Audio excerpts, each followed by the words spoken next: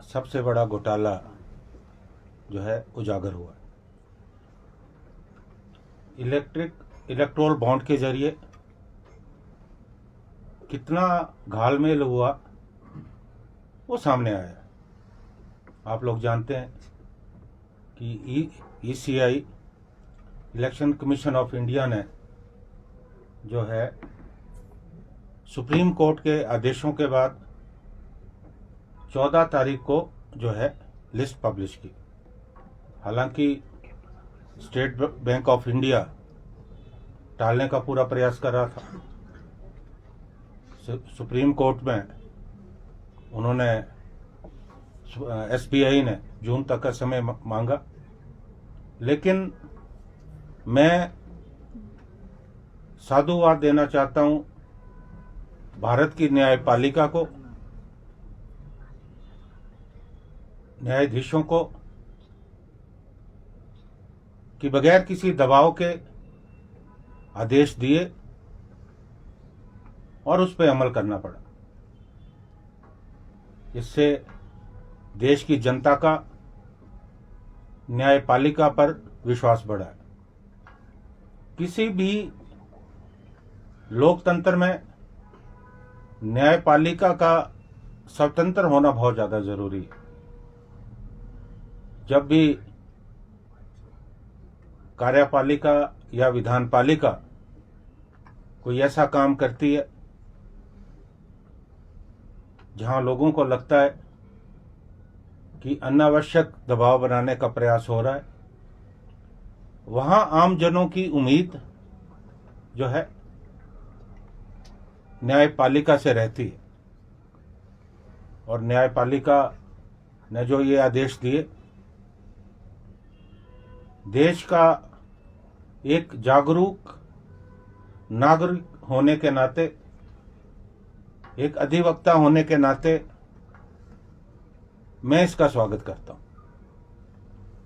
और इसमें कुछ बातें सामने निकल के आई हैं और कुछ बातें अभी सामने आने वाली हैं। इन बॉन्ड का पूरा उद्देश्य चंदा दो धंधा लो, ये रहा। अब मैं विस्तार में नहीं जाना चाहता कि जो केंद्र में भारतीय जनता पार्टी की सरकार है, किस तरह से अपने प्रभाव का इस्तेमाल किया और बड़ी बड़ी कंपनियों ने, उद्योगपतियों ने जो है इलेक्ट्रोल बॉन्ड जो है खरीदा। लगभग 12,060 कंपनियां और 12,759 करोड़ के बॉन्ड खरीदे गए।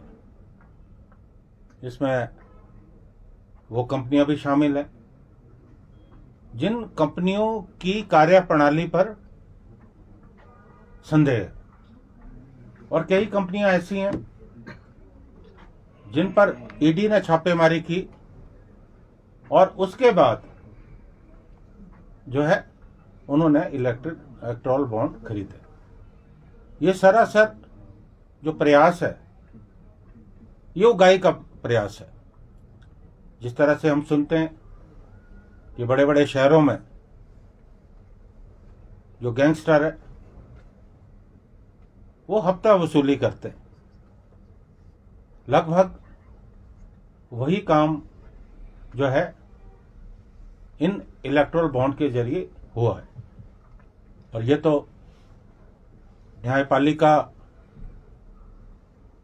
का दबाव था, अन्यथा इतना बड़ा घोटाला जो है सामने नहीं आता। अभी बहुत कुछ इसमें आना बाकी है और देश की जनता ये जान चुकी है कि सत्ता में जो लोग बैठे हैं वो किस तरह से अपना प्रभाव इस्तेमाल करके धन उगाही कर रहे हैं। और इस धन उगाही का जो उद्देश्य है वो आने वाले जो लोकसभा चुनाव हैं उन चुनावों को प्रभावित करना है, क्योंकि लोकसभा चुनाव में धन बल का पूरा प्रयोग होगा और इतनी ज्यादा जो उगाही हुई है उस पैसे का इस्तेमाल निश्चित तौर पर लोकसभा चुनाव में होगा। कोई भी दूसरा राजनीतिक दल जो है, जो सत्ता में पार्टी बैठी है, उस पार्टी के सामने टिकने वाला नहीं। धन का पूरा प्रयोग होगा, बल का पूरा प्रयोग होगा, हर तरह का दबाव बनाने की कोशिश होगी। और देश का जो लोकतंत्र है, उस लोकतंत्र को प्रभावित करने का पूरा प्रयास होगा। और सत्ता में जो वापसी की बात हो रही है, वो इसलिए हो रही है क्योंकि चुनावों को अप्रत्यक्ष रूप से हाईजैक करने का प्रयास जो है सत्ता में जो लोग बैठे हैं वो कर रहे हैं। आज हमारा देश का लोकतंत्र, देश का संविधान खतरे में। जो सीएए का मुद्दा आया, ये ध्यान बटाने का प्रयास था। अक्सर हमने देखा है, जब भी कोई केंद्र सरकार की कारगुजारी पर कोई बात आती है, कोई उंगली उठती है, तो देश में एक ऐसा माहौल पैदा करने का प्रयास होता है कि लोगों का ध्यान जो है बंटे। यही प्रयास जो है सीएए के जरिए हुआ है। अभी बहुत सारी बातें आने वाले समय में हम करेंगे। और मैं तो चुनौती देता हूं भारतीय जनता पार्टी के नेताओं को। आज जैसे उम्मीद है कि चुनाव की तिथि घोषित होने वाली, हम किसी भी मंच से, किसी भी विषय में हम बात करने को तैयार हैं। क्योंकि आज मैं इसी मुद्दे पे बात कर रहा हूं, इसलिए मैं दूसरे बहुत महत्वपूर्ण मुद्दे हैं उन पे मैं आज चर्चा नहीं करूंगा।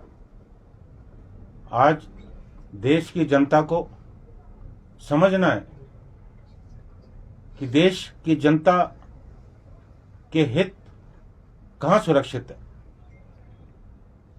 क्या देश की जनता ऐसी सरकार चाहती है जो हर हथकंडे अपनाकर देश के लोकतंत्र को प्रभावित करने का प्रयास करे?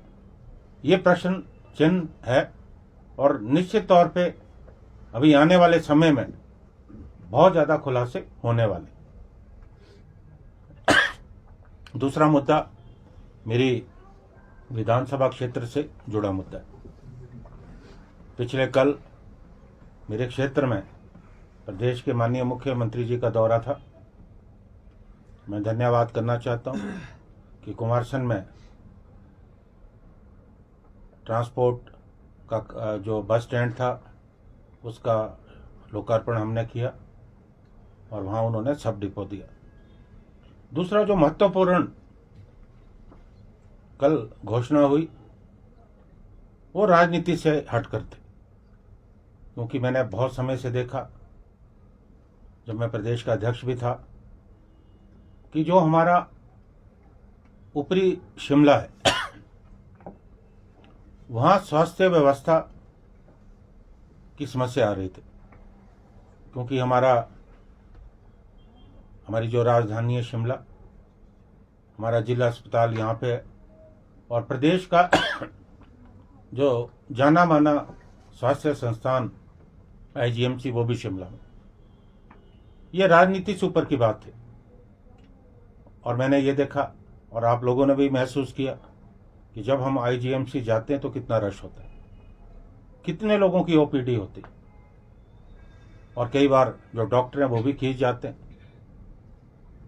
जो बीमार है उनका इलाज ढंग से नहीं हो पाता। एक एक बेड में 2-2, 3-3 मरीज होते हैं। जो गलियारे हैं वहाँ कॉरिडोर है, वहाँ हम रोगी हैं, उनके साथ उनके सगे संबंधी वो दरी डालकर सोते हैं। बहुत ज़्यादा पीड़ा होती है। और शिमला आना बहुत खर्चा होता है, ट्रैफिक की समस्या है, और कई बार कोई बीमार जो गंभीर रूप से जिसको बीमारी हो या कोई दुर्घटना हो जाए तो बहुत सारे मरीज शिमला पहुंचते पहुंचते अपना दम तोड़ देते, और जो हमारे गरीब लोग हैं उनके पास इतने साधन नहीं कि वो शिमला आ सके। शिमला ऐसे भी आप जानते हैं बहुत महंगा शहर है। तो मेरी एक सोच थी कि जिला अस्पताल जो है ठियोग में होना चाहिए। वो इसलिए नहीं कि ठियोग मेरा चुनाव क्षेत्र है, because Theog is gateway of district Shimla. और मैं धन्यवाद देना चाहता हूं श्री रोहित ठाकुर जी का, विक्रमादित्य सिंह जी का, अनिरुद्ध सिंह जी का, मोहनलाल ब्राक्टा जी का, नंदलाल जी का, और शिमला शहर के विधायक हरीश नरता जी का, कि उनका सहयोग रहा, उनका समर्थन रहा। और कल मुख्यमंत्री जी ने घोषणा की कि ठियोग जो है जिला अस्पताल बनेगा। इससे जो ऊपरी क्षेत्र के लोग हैं उनको बहुत ज़्यादा फायदा होने वाला है। यहाँ तक कि जो हमारा शिमला के साथ आउटर सराज है, जो कुल्लू ज़िले में आता है, करसोग मंडी में आता है, यहाँ तक किन्नौर का जो क्षेत्र है, उस क्षेत्र को बहुत ज़्यादा फायदा होने वाला है। कल मुख्यमंत्री जी ने घोषणा की और आज अभी जो पत्र मुझे प्रेषित किया गया, प्रक्रिया शुरू होगी। हालांकि हम जानते हैं ये बहुत बड़ा काम है, इस पे समय भी लगेगा, ऊर्जा भी लगेगी और पैसा भी लगेगा, लेकिन ये काम निश्चित तौर पे होगा और पूरे जिला के लिए बहुत बड़ी सौगात जो है मुख्यमंत्री जी ने दी है। मैं दिल की गहराई से उनका धन्यवाद करना चाहता हूं, क्योंकि कुछ काम ऐसे होते हैं जिनसे संतुष्टि होती है। राजनीति में हम बहुत सारे काम करते हैं, व्यक्तिगत काम भी करते हैं और काम भी करते हैं, लेकिन एक ये ऐसा पावन काम है जिससे निश्चित तौर पे बहुत लोगों की दुआएं मिलेगी। और जो शिमला में मरीज आते हैं, उनके तीमारदार आते हैं, उनका खर्चा भी बचेगा और शिमला में भी बहुत ज़्यादा सहूलियत होगी, क्योंकि अगर शिमला में रश कम होगा तो निश्चित तौर पे जो यहाँ हॉस्पिटल है, जो स्टाफ के लोग हैं, डॉक्टर्स हैं, उनको भी राहत होगी, और जो भी वहाँ मरीज होंगे उनका भी अच्छा इलाज जो है वहाँ होगा। हमारा जो DDU हॉस्पिटल है, इसको भी इम्प्रूव करने की बात है। इसे मैंने कहा कि सिटी हॉस्पिटल बनना चाहिए, तो शिमला में भी जो है फ़ायदा होगा और ऊपरी जो शिमला का क्षेत्र है वहाँ भी जो है बहुत बड़ा फ़ायदा इसका होने वाला है। Thank you very much. आप अगर पूछना चाहें तो मोस्ट वेलकम। सर, कांग्रेस क्या EVM पे स्टैंड लेती है या फिर बैलेट पे ही जो है चुनाव होने चाहिए? क्या इस पे क्या स्टैंड रहेगा? देखिए, अब तो आज मुझे लगता है कि जैसे संभावनाएं मीटिंग हो रही है भारत के निर्वाचन आयोग की, तो आज तिथि की घोषणा होने वाली है। ये बात सही है कि आने वाले समय में चुनाव की प्रक्रिया कैसी हो उस बारे में पहले भी चर्चा हुई है, लेकिन अब मुझे लगता नहीं कि आपका सवाल सार्थक है, क्योंकि पहले भी इस पे कई बार चर्चा हुई है, लेकिन जो सत्ता में बैठे लोग हैं वो जो है EVM के पक्ष में। तो इस विषय में जो भी भारतीय निर्वाचन आयोग का निर्णय होगा उस निर्णय के मुताबिक जो है चुनाव होंगे। सर, आपने इलेक्टोरल बॉन्ड की बात की, अब कांग्रेस पार्टी का क्या स्टैंड है? आपने सीधे तौर पर इसे कहा कि ये होगा ही है। देखिए, आज देश की जनता देख रही है और हम जो गड़बड़ हुई है हम जो है जनता के बीच में जा रहे हैं और आगे आने वाले समय में तमाम विकल्प जो है खुले हैं।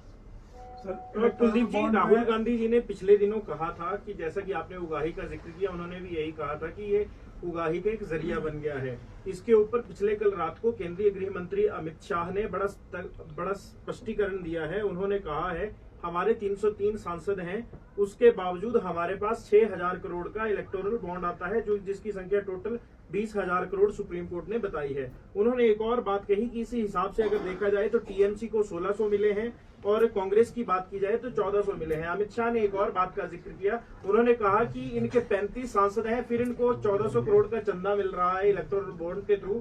तो अगर मान लीजिए इनके 303 सांसद हो तो संख्या तो इनकी कई गुना ज्यादा होगी, फिर ये हमारे ऊपर सवाल क्यों उठा रहे हैं? देखिए, सवाल इसलिए उठ रहा है कि जहां जहां उन्होंने छापे मारे उनसे उन्होंने उगाही की, और ऐसी कंपनियां जो संदेह के घर में वहां उगाही की, और इलेक्टोरल बॉन्ड का जो लोकसभा में सदस्य चुन के आए उसके साथ कोई संबंध नहीं, क्योंकि कांग्रेस पार्टी पूरे देश की पार्टी है, हमारा आधार पूरे देश में। तो जो भी ये बॉन्ड खरीदे गए हैं वो लोकसभा चुनाव में किसके कितने सांसद हैं उसको लेकर नहीं है। और दूसरी बात, अभी तो प्रधानमंत्री राहत कोष में कितना पैसा आया, कितना पूंजीपति मित्रों ने दिया और कहाँ कहाँ खर्च हुआ, उस पर भी चर्चा होनी चाहिए। तो जो देश के गृह मंत्री है उनसे भी सवाल हम आने वाले वक्त में पूछेंगे कि जो प्रधानमंत्री राहत कोष में पैसा आया उसका भी हिसाब जो है देश की जनता चाहती है। राठौर जी, इसके ऊपर भाजपा एक और दावा कर रही है। भाजपा कह रही है कि इलेक्टोरल बॉन्ड से पहले जो पैसा ऑन कैश आता था कांग्रेस के पास, तो उसका भी कभी हिसाब नहीं रहा। हमने इलेक्टोरल बॉन्ड लाया है, इसीलिए तो हिसाब किताब हो रहा है। देखिए, अब अतीत में जाने की जरूरत नहीं है। आज जो वर्तमान में हो रहा है उस पर चर्चा होनी चाहिए, और वर्तमान में किसकी सरकार है, क्या कर रही है, इस पर चर्चा होनी चाहिए।